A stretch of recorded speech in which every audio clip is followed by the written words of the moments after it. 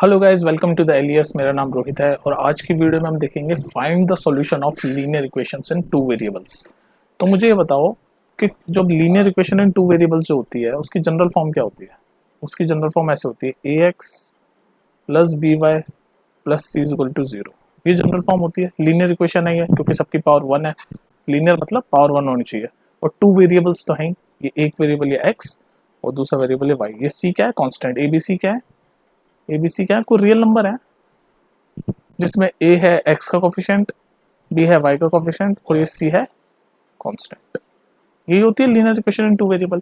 अब इसके सॉल्यूशन कैसे फाइंड करते हैं ये मैं बताना चाह रहा हूँ। वैसे तो बता चुका हूँ, पर दोबारा कोर्स चल रहा है तो दोबारा सीख लो। तो इसके सॉल्यूशन, एक और चीज ध्यान रखो, ये मैंने ब्रैकेट में लिखा भी है कि जो linear equation in two variable होती है ना, उसके इनफिनाइट सॉल्यूशंस होते हैं। कभी 1 मार्क में हमसे पूछ ले कि linear equation in two variable के कितने सॉल्यूशन होते हैं, तो इसका आंसर क्या है? Infinite. Linear equation in two variable के कितने सॉल्यूशन होते हैं? इनफिनाइट। ये 1 मार्क में पूछा जा सकता है आपसे। इनफिनाइट सॉल्यूशंस होते हैं। तो बस इनफिनाइट सॉल्यूशंस होते हैं तो उनमें से हम कुछ नहीं फाइंड कर सकते। अगर मान लो क्वेश्चन आ गया find two solutions, find three solution, और आपको कोई linear equation in two variable दे रखी है, तो उसके कुछ दो तीन, इतने इससे ज्यादा आएंगे नहीं। ठीक है, तो आप ढूंढ नहीं सकते, इनफिनाइट होते हैं आप इसमें। तो देखो कैसे ढूंढते हैं। तो भाई जैसे ये इक्वेशन लिखी हुई है, find two different solution of this equation. तो ये जो इक्वेशन लिखी हुई है ना आपके सामने, x plus two y equal to six, ये क्या है? लीनियर इक्वेशन है, सबकी पावर वन है और दो वेरिएबल है x और y। दिख रहा है? दिख रहा है ना? तो ये है linear equation in two variable. तो इस इक्वेशन के हमें सिर्फ दो सॉल्यूशन फाइंड करने हैं। अभी हमने कॉन्सेप्ट में समझा कि linear equation in two variable के इनफिनाइट सॉल्यूशन होते हैं। इनफिनाइट सॉल्यूशन होते हैं, तो हमें सिर्फ दो फाइंड करने के लिए बोल रहा है। तो देखो, फाइंड करने का तरीका क्या होता है जब भी हमें सॉल्यूशन फाइंड करना होता है linear equation in two variables में। तो आप क्या करो, ये क्वेश्चन मैंने लिख दिया x plus two y equal to six, ये क्वेश्चन लिख दी। तो अब आप ऐसे बनाया करो, सॉल्यूशन फाइंड करना मतलब ऐसे x और y के पेयर फाइंड करना ना। तो ये एक पेयर बनेगा, ऐसे ही फिर दूसरा कोई पेयर होगा, तो ऐसे हमें दो पेयर फाइंड करने हैं। ठीक है, तो आप क्या करा करो, एक x लो एक y लो, ऐसे छोटा सा टेबल सा बनाओ। हमें दो फाइंड करने हैं तो सिर्फ दो बॉक्सेस बना लो। बना लिया। अब सॉल्यूशन फाइंड करने का तरीका ये है कि आपको है ना थोड़ा सा hit and trial method use करना पड़ेगा। हिट एंड ट्रायल मेथड मतलब थोड़ा सा आइडिया लगाना पड़ेगा। तो आप कुछ अपनी तरफ से कोई वैल्यू पुट करो। तो मैं ये रिकमेंड करता हूँ कि सबसे पहले आप ऐसी किसी एक की वैल्यू पुट करो और फिर दूसरा को सॉल्व कर दो। जैसे फॉर एग्जांपल, मैं अगर x की वैल्यू जीरो पुट करूँ इस इक्वेशन में, तो अगर मैं x की वैल्यू जीरो पुट करूँ इस इक्वेशन में, तो क्या बनेगी equation? Zero plus two y equal to six, क्योंकि x की जगह जीरो पुट कर दिया। तो यहाँ से y की वैल्यू क्या आ जाएगी? ये हो जाएगा जीरो तो हट ही गया, two y equal to six और y equal to six by two यानी कि थ्री। तो जब x की वैल्यू में जीरो पुट करूंगा तो y की वैल्यू थ्री आ गई। तो पहला पेयर मिल गया मुझे, x की वैल्यू जीरो, y की वैल्यू थ्री। तो मैं कहने के बाद पहला सॉल्यूशन मुझे मिल गया यहाँ पर। और मैंने क्या पुट करा? x की वैल्यू जीरो। मैंने x की वैल्यू जीरो इसलिए पुट करी ताकि इजीली मिल गया। आप कुछ भी पुट कर सकते हो, तभी तो इन्फिनाइट सॉल्यूशन बनते हैं। इन्फिनाइट सॉल्यूशन ही जो है कि linear equation in two variable में इन्फिनाइट सॉल्यूशन बन सकते हैं। वो इसीलिए क्योंकि हम कुछ भी पुट कर सकते हैं, इन्फिनाइटली टाइम हम पुट कर सकते हैं और इन्फिनाइटली सॉल्यूशन मिल जाएंगे हमें। लेकिन हमें तो सिर्फ दो ही चाहिए। तो मैंने ऐसा कुछ ढूंढ लिया, ऐसा कुछ पुट किया जो इजीली सॉल्व हो जाए। तो x को जीरो कर दिया तो y आराम से थ्री मिल गया। अब एक बार y को जीरो पुट कर दो इस सेम इक्वेशन में, तो y को जीरो पुट करोगे तो ये पूरा तो जीरो हो ही जाएगा, क्योंकि जीरो से कुछ भी मल्टीप्लाई करते हैं तो जीरो हो जाता है। और x is equal to six हो जाएगा। तो ये मिल गया दूसरा पेयर। तो देख लो, इजीली हमने दो सॉल्यूशन फाइंड कर लिए। एक ये x is equal to zero three लिख देता हूँ, एक ये वाला सॉल्यूशन फाइंड कर लिया मैंने, और एक ये वाला सॉल्यूशन फाइंड कर लिया मैंने। सॉल्यूशन मतलब ये x और y की वैल्यू। तो देख लो, बस तो कहने का मतलब आपको ऐसे कुछ पुट करना पड़ेगा। एक की वैल्यू पुट कर दो किसी एक वेरिएबल की और फिर दूसरा सॉल्व कर दो। जैसे यहाँ पर मैंने x की वैल्यू जीरो पुट कर दी अपनी तरफ से, और उसके बाद फिर दूसरे की अपने आप सॉल्व करोगे तो आ जाएगी। सिमिलरली दूसरी बार मैंने y की जीरो पुट कर दी। जीरो क्यों पुट कर रहा हूँ मैं?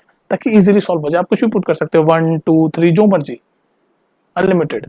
तभी तो इनफिनाइट सॉल्यूशन निकलते हैं। तो ये है तरीका सॉल्यूशन फाइंड करने का linear equation in two variable में। अब करें क्वेश्चन से प्रैक्टिस। समझ आ गया कॉन्सेप्ट?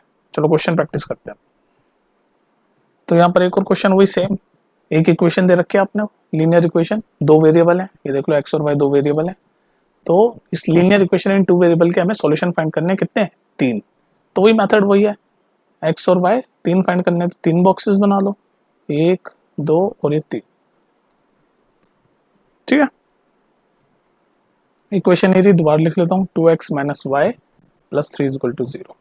तो वही, अब आपको कुछ कुछ वैल्यू पुट करके आंसर निकालना है। तो कैसे करोगे बताओ? तो सबसे पहले आप क्या करो, सबसे पहले x की वैल्यू 0 पुट कर दो। आप ये मत सोचना कि सर बार बार 0 क्यों पुट कर रहे हैं। मैं 0 इसलिए पुट कर रहा हूँ, कुछ और भी कर सकते हो, कुछ भी कर सकते हो, मैं 0 इसलिए पुट कर रहा हूँ ताकि इजीली सॉल्व हो जाए। तो किसी एक वेरिएबल की वैल्यू मैंने 0 पुट कर दी, मान लो x की वैल्यू मैंने 0 पुट कर दी इस इक्वेशन में। जैसे ही x की वैल्यू 0 पुट करूंगा तो ये पूरा 0 हो जाएगा और y की वैल्यू 3 आ जाएगी। तो x जब मैंने 0 पुट किया तो y की वैल्यू 3 आ गई। तो ये पहला सोल्यूशन मुझे एज इट इज मिल गया, x 0 y 3 मैंने सॉल्व किया। तो अब सेकंड टाइम मैं y को अगर 0 पुट कर लूँ, मान लो ये फर्स्ट टाइम मैंने किया पहले सॉल्यूशन के लिए, सेकंड सॉल्यूशन के लिए अगर मैं y की वैल्यू 0 पुट कर लूँ, मतलब एक वेरिएबल को आपको पुट करना है, फिर सॉल्व करके दूसरे की वैल्यू आ जाएगी। इस बार मैं y की वैल्यू 0 पुट करूँ तो ये वाला पूरा 0 हो जाएगा। तो 2x की वैल्यू क्या आ जाएगी, मान लो मैं पुट कर रहा हूँ इसमें, तो 2x minus 0 plus 3 equals to 0 हो जाएगा। ये प्लस 3 है, ठीक है। तो उसके बाद 2x इज इक्वल टू, ये 3 उधर जाके माइनस हो जाएगा तो माइनस 3, और x की वैल्यू आ जाएगी माइनस 3/2। तो दूसरा सोल्यूशन क्या है, अगर मैं y 0 पुट करूंगा तो x is equal to minus 3/2। तो y 0 x is equal to minus 3/2। अब तीसरे के लिए आप कुछ भी पुट कर लो, सोचना पड़ेगा आपको। अब जैसे तीसरा मैं यहाँ पुट कर रहा हूँ, इक्वेशन ये है आपकी 2x minus y plus 3 equals to 0। तो अब तीसरे के लिए आप क्या पुट करोगे, सोचो। आप तो ये चाहोगे कोई इजी से पुट कर दूं मैं वैल्यू, है ना, यही चाहोगे। तो चलो सपोज करो मैं x की वैल्यू 1 पुट कर देता हूँ, x की वैल्यू 1 पुट कर देता हूँ। तो जैसे ही मैं x की वैल्यू 1 पुट करूंगा इस इक्वेशन में, तो मैं यहाँ लिखता हूँ क्या होगा, तो 2x की वैल्यू 1 पुट करी minus y plus 3 equals to 0। तो ये हो गया 2 minus y plus 3 equals to 0। या नेक्स्ट यहाँ सॉल्व कर रहा हूँ, तो y की वैल्यू क्या आ गई, y ये माइनस में तो उधर चल जाएगा, तो y is equal to 2 plus 3 5। तो जैसे ही मैंने x की वैल्यू 1 पुट की तो y की वैल्यू 5 आ गई। तो तीसरा सोल्यूशन हमें मिल गया कि जब x की वैल्यू 1 होगी तो y की वैल्यू 5 होगी। इस तरह से हम इन्फिनाइट कुछ भी वैल्यू पुट कर करके सॉल्यूशन निकाल सकते हैं, लेकिन हमें सिर्फ 3 चाहिए थे तो 3 मिल गए। x जब 0 होगा तो y 3 होगा, x जब माइनस 3/2 होगा तो y 0 होगा, x 1 होगा तो y 5 होगा। तो इस तरह से आप सॉल्यूशन फाइंड करते हो लीनियर इक्वेशन इन 2 वेरिएबल में, समझ रहे हो। इस तरह से आप सॉल्यूशन फाइंड करते हो। ओके गाइस, ये वाला क्वेश्चन देखो, find two solution of the equation 3y + 4 = 0। अब देखो इस क्वेश्चन में ना बच्चे के बार कंफ्यूज कर जाते हैं, इसलिए मैंने लिया है क्वेश्चन 3y + 4 = 0।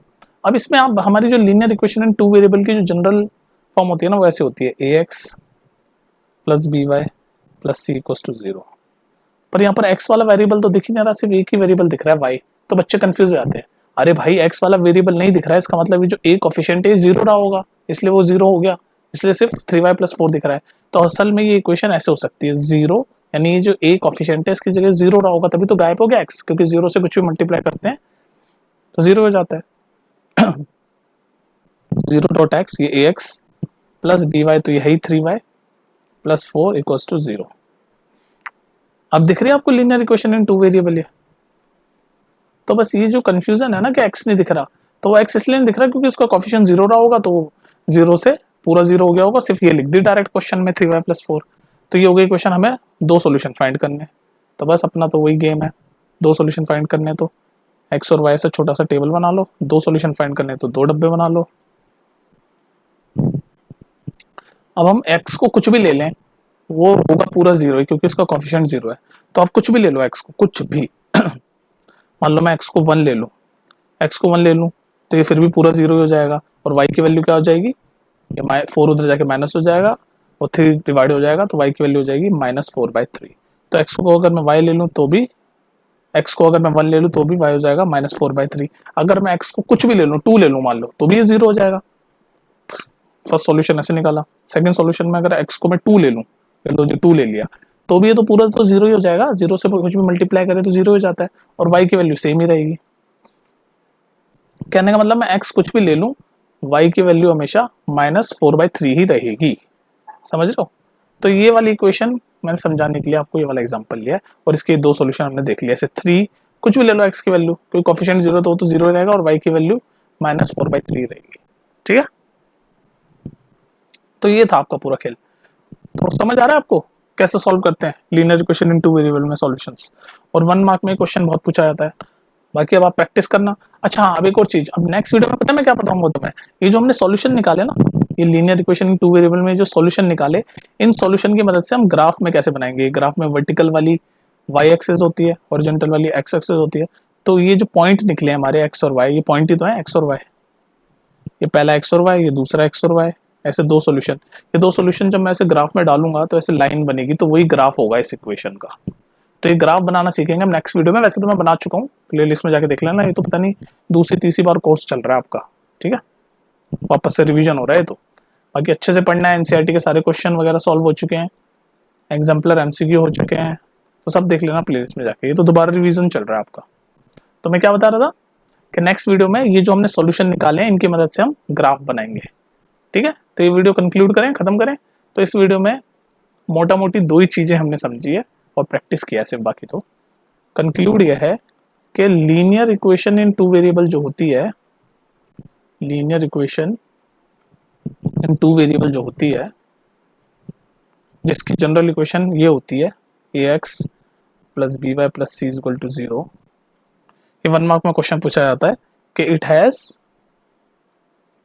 इन्फिनाइट सॉल्यूशन, ये ध्यान रखना, इन्फिनाइट सॉल्यूशन होते हैं इसके, ये याद रहेगा आपको। और उसके बाद सेकंड हमने क्या सीखा, हमने हाउ टू फाइंड सॉल्यूशन। ये जो इन्फिनाइट सॉल्यूशन होते हैं उनमें से कुछ भी हम 1 2 3 क्वेश्चन के अकॉर्डिंग कितने सॉल्यूशन में फाइंड करने हैं वो निकालना सीखा, हाउ टू फाइंड सॉल्यूशन। उसमें तरीका क्या था हमारा, तरीका ऐसा था कि पहले हम किसी एक वेरिएबल को first we put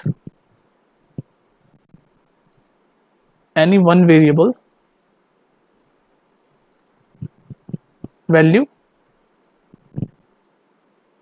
and then solve for other variable. ये काम करते हैं हम, पहले हम किसी भी एक वेरिएबल की वैल्यू पुट कर देते हैं और उसको पुट करके दूसरे वाले वेरिएबल को सॉल्व कर देते हैं और ऐसे हमें हमारा एक सॉल्यूशन मिल जाता है। और सिमिलरली फिर हम दोबारा ऐसे करते हैं, ठीक है। तो मैं उम्मीद कर रहा हूँ आपको सॉल्यूशन निकालना आ गया, प्रैक्टिस करनी हो तो प्रैक्टिस कर लेना, वरना आगे हम और प्रैक्टिस करा देंगे। और कुछ पूछना हो तो कमेंट सेक्शन में बिंदास पूछो। मिलते हैं फिर नेक्स्ट वीडियो में, टेक केयर।